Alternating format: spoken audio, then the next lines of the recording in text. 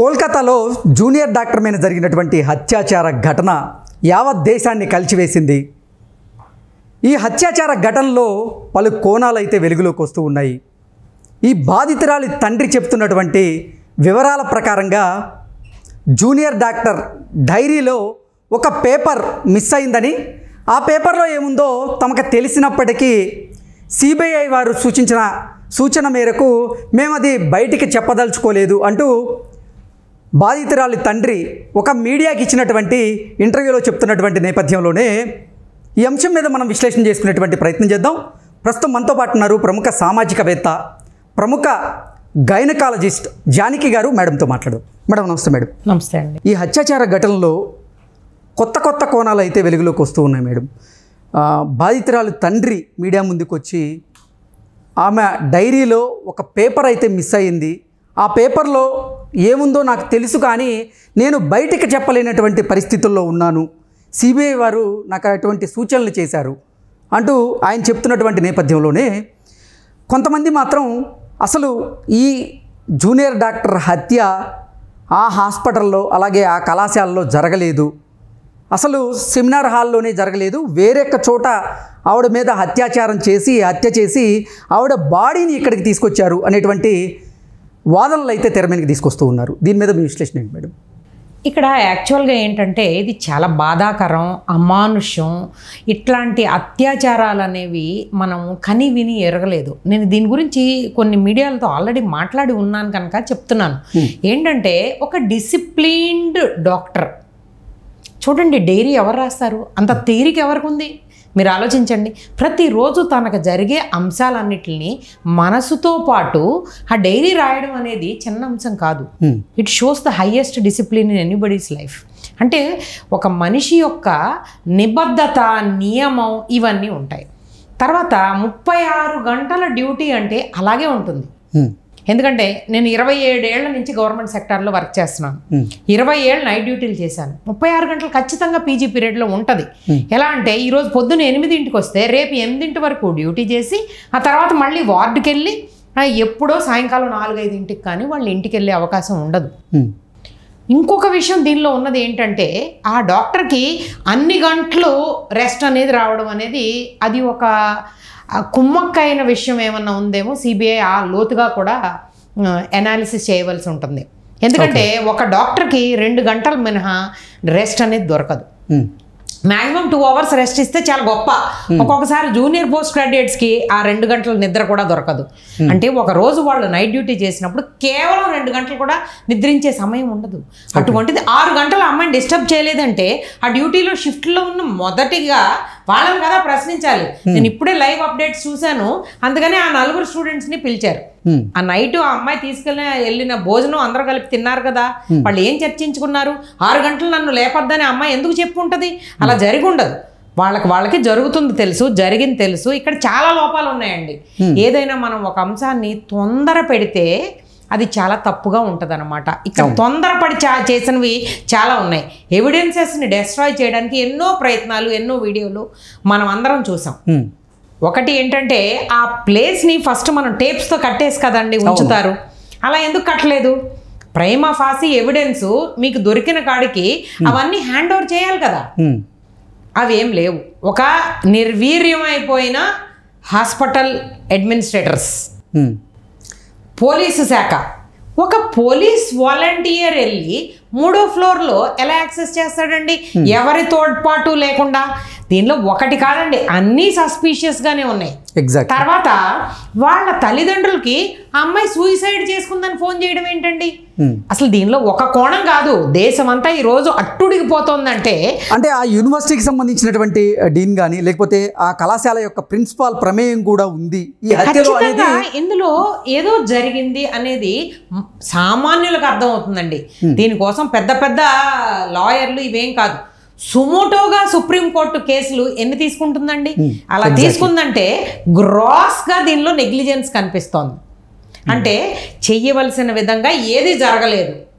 Autopsy అదరబదరగా చేసేసి ఏదో ఒక రిపోర్ట్ ఇచ్చేయడం. దానిలో ఇప్పుడే అందిన వార్తలో ఏం చెబుతారు, 14 ఇంజురీస్ ఉన్నాయి. అంటే ఇంటర్నల్, ఎక్స్టర్నల్ ఇలా రకరకాలైన అవయవాల్ని ఎన్నో విధాలుగా డెస్ట్రాయ్ చేసి ఆమెని తీవ్రమైన శారీరక మానసిక హింస చేసి చిత్రవద చేసి చంపారన్నది వాస్తవం అండి. దీనిలో ఎవరో ఒక మనిషి వల్లే ఇవన్నీ అయినాయి. అంటే పోస్ట్ మార్టం రిపోర్ట్లో క్లియర్గా తెలిసింది మేడం. వాళ్ళు ఇచ్చిన రిపోర్టు ప్రకారంగా చూసుకున్నట్లయితే ఆవిడ తప్పించుకునేందుకు సాయశక్తిగా ప్రయత్నం చేస్తారండి. సూయిసైడ్ అని చెప్పడం ఫస్ట్ పొరపాటు అండి తల్లిదండ్రులకి. అది గ్రాస్, అసలు వేరియేషన్లో మామూలు వేరియేషన్ కాదు. ఆ పిల్లకి చేసుకోవాల్సిన అవసరం ఏముంటుంది? ఏదో అక్కడ ఏదో అసాంఘిక వ్యాపకాలు కానీ ప్రమేయాలు కానీ జరుగుతున్నాయేమో తెలీదు. ఆమె పొరపాటుగా చూసిందేమో తెలీదు, బయటికి తేవాల్సిందేమో తెలీదు. డ్రగ్స్ అంటున్నారు, సెక్షువల్ హెరాస్మెంట్స్ అంటున్నారు, ఆర్గాన్ ఏవో ట్రాన్స్ప్లాంట్స్ జరుగుతున్నాయి అంటున్నారు. ఏం జరిగిందనేది సిబిఐ వాళ్ళు తేలుస్తారు. వాళ్ళు ఒక నివేదిక అనేది 4 రోజులు 5 రోజులు తీసుకుని వాళ్ళు ఖచ్చితంగా ఇస్తారు కదా.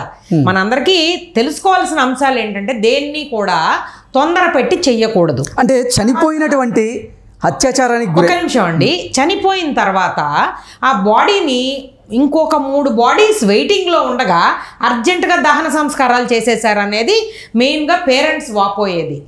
అసలు ఫస్ట్ యాక్సెప్ట్ చేయాలి కదండి. ఒక ఇంట్లో ఒక గ్రీవెన్స్ జరిగితే అది వాళ్ళు డైజెస్ట్ చేసుకోవాలి. తన కూతురు రేపటి నుంచి ఇక కనపడదు అనేది వాళ్ళు ఫస్ట్ అసలు అర్థం చేసుకోవాలి. ఎలా చనిపోయిందో తెలీదు, చుట్టుపక్కల ఎవిడెన్సెస్ తెలీదు, అంత తొందర పెట్టి క్రిమేషన్ చేసేవలసిన అవసరం ఏమొచ్చింది? ఇవన్నీ కూడా దురన్యాయాల కిందే మనం లెక్క కట్టాలండి. అది వాళ్ళకి జరిగిన ఘోరంగా జరిగిన వాళ్ళకి ఒక రకమైన ఏం చెప్పాలి, ఒక పేరెంట్కి ఇటువంటి దుస్థితి అనేది రాకూడదని నేను ఒక ఆడపిల్లగా కోరుకుంటున్నాను. ఏంటంటే ఏ పేరెంట్కి అట్లాంటి సీన్స్ తట్టుకోలేదు. చక్కగా ఆమె సేవ చేసే భాగంలో వెళ్ళి చక్కగా చదువుకుని పైకొచ్చి ఒక ఆడపిల్ల మంచి డాక్టర్ అయ్యి ఇంకా కొన్ని రోజుల్లో 8 నెలల్లో పూర్తయిపోతుంది ఎండి. అట్లాంటి పిల్ల సూసైడ్ చేసేసుకుందని ఫోన్ చేసి తెల్లారేపటికి అమ్మాయిని అన్నీ అయిపోయినాయి, మీ రిపోర్ట్ ఇచ్చేసాం తీసుకెళ్ళిపోండి అని క్రిమేషన్ చేసేయడం ఏంటండి? ఇవన్నీ కూడా తొందరగా చేయడం అనేది తప్పు. తొందరగా జరిగింది, ఎవిడెన్సెస్ డెస్ట్రాయ్ చేయడం జరిగింది, చుట్టూ ఉన్న వాళ్ళని కలుపుకోలేదు, ఐ విట్నెస్ ఎవరో తెలీదు. గవర్నమెంట్ సెక్టార్లో ఉన్న లోపభూయిష్టమైన ఎన్నో సర్వీసెస్ అన్ని బయటకు రావడం కూడా మనం చూస్తూనే ఉన్నాం. కనీసం 36 గంటలు చేసిన డ్యూటీ చేసిన ఆడపిల్లలకి రెస్ట్ రూమ్స్ ఏవి ఈ రోజున? నెక్స్ట్ పడుకోవడానికి సరైన సదుపాయం, కంఫర్ట్ వదిలేయండి, ఒక రూమ్ కూడా ఇవ్వలేని హాస్పిటల్స్ ఎందుకండి? ఇవన్నీ ఎవరికి సేవ చేయడానికి, ఎవరిని ఉద్ధరించడానికి? అంటే మా ప్రాణాలన్నీ తలొడ్డేసి ఎవరినో ఏదో బాగు చేసేసి ప్రాణాలు కోల్పోతే కనీసం ఆ చావుకు కూడా దక్కని ఆ గౌరవం కూడా లేని పరిస్థితిని ఎవరు యాక్సెప్ట్ చేస్తారండి? అందుకని ఖచ్చితంగా న్యాయాలు అనేవి సిబిఐ ఎంక్వైరీ ద్వారా రావాలి. ఆ రిపోర్ట్ కూడా క్లియర్గా ఉండాలి. అది లేకపోతే దాని మీద కూడా మరొక ఎంక్వైరీ కూడా వేసే అవకాశాలు కూడా ఉన్నాయి. సుప్రీంకోర్టు దేన్ని అంత తేలిగ్గా కొట్టివేయదు. ఇది సుమోటోగా తీసుకున్నారంటేనే ఈ సాంద్రత అనేది అర్థమవుతోందండి. ఖచ్చితంగా ఈ అమ్మాయికి అభయ అని పేరు పెట్టారు. మనం అందుకనే పేరు అనేది మాట్లాడుకోవట్లేదు. ఈ డైరీలో ఒక పేజ్ మిస్సింగ్ అని కానీ ఇంకొకటి అని కానీ ఇంకోటి కేవలం ఒక రోజులోనే ఇన్ని జరిగిపోతాయి, ఇన్ని కుట్రలు కూడా నేను అనుకోవట్లా. ఆమెకు చాలా రోజులుగా ఆమె తెలిసి ఉంటుంది, ఆమె చెప్పడానికి ప్రయత్నం చేసింది, అవన్నీ జరిగే తన ప్రయత్నాలన్నీ చేసిన తర్వాత వర్క్ ప్లేస్లో ఆమె కేర్ఫుల్గా ఉండడానికి ప్రయత్నించింది, కానీ కోఆపరేషన్ దక్కలేదు. ఫస్ట్ అడ్మినిస్ట్రేటివ్ ఫెయిల్యూర్, అక్కడ ఎవరైతే ఉన్నారో వాళ్ళ అడ్మినిస్ట్రేటివ్ ఫెయిల్యూర్. నెక్స్ట్ పోలీస్కి బయట ఉండే అవుట్ పోస్ట్లో ఆ వాలంటీరే వచ్చి చేశాడని మరొక ఘాతుకం. 2 అక్కడ లోకల్గా ఉన్న పోలీస్ స్టేషన్ కూడా ఈ సీసీటీవీ కవరేజ్ అనేది ఉండాలండి ఖచ్చితంగా. అది కూడా ఫెయిల్యూరే కదా. అంటే అక్కడ హెల్త్ సర్వీసెస్ ఫెయిల్ అయిపోయినాయి, పోలీస్ సర్వీసెస్ ఫెయిల్ అయిపోయినాయి.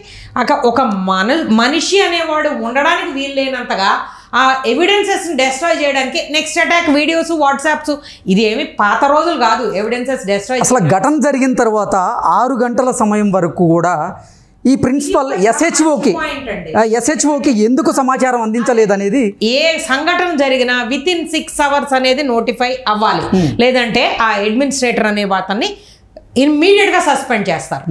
ఎందుకంటే 6 గంటల లోపల ఇన్ఫర్మేషన్ వెళ్ళాలి, సరిగా న్యాయం జరగాలి. రేప్ అండ్ మర్డర్ ఈ రోజున తేలిగ్గా తీసుకునే అంశం కాదు. ఉన్న చట్టాలు ఉండగా అవి వాళ్ళు ఏమీ పట్టించుకోలేదు. కొత్త చట్టాలు కూడా రావాలి. ఇట్లా వీళ్ళందరూ కలిసి కుమ్మక్కై ఇంత ఘోరమైన అన్యాయంగా ఒక మహిళని తీవ్రంగా హింసించి బాధపెట్టి ఆమె చావు తర్వాత కూడా ఆమెకి ఇంకా ఎన్ని నేరాలు ఘోరాలు అనేవి మనం వినాల్సి వస్తుందోనని భయం వేస్తుంది. Okay madam, thank you so much.